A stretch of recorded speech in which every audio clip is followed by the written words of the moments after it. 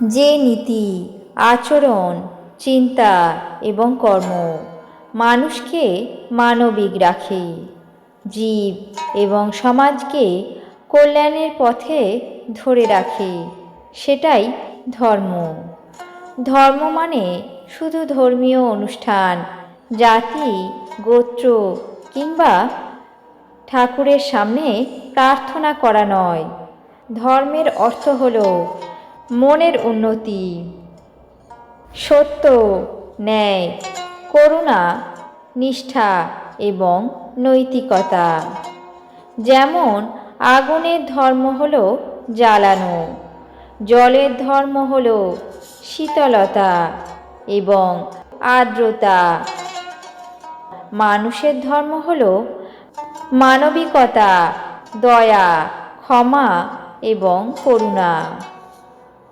ধর্ম হলো সেটাই যা পালন করলে সকলের মঙ্গল হয়, এবং অধর্ম হলো সেটাই যা করলে অন্যের এবং সমাজের ক্ষতি হয় কিংবা বিনাশ হয়।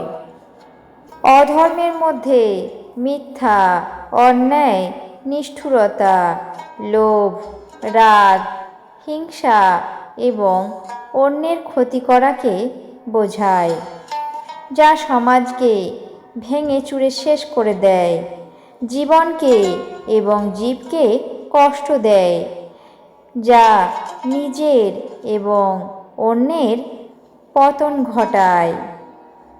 ধর্মের পথের 10টি লক্ষণ: ধৃতি, ক্ষমা, দম, অস্তেয়, শৌচ, ইন্দ্রিয় নিগ্রহ, বিদ্যা, সত্যতা এবং অক্রোধী। যে ব্যক্তি ধর্মকে রক্ষা করতে পারে, ধর্ম তাকে সর্বদাই রক্ষা করে।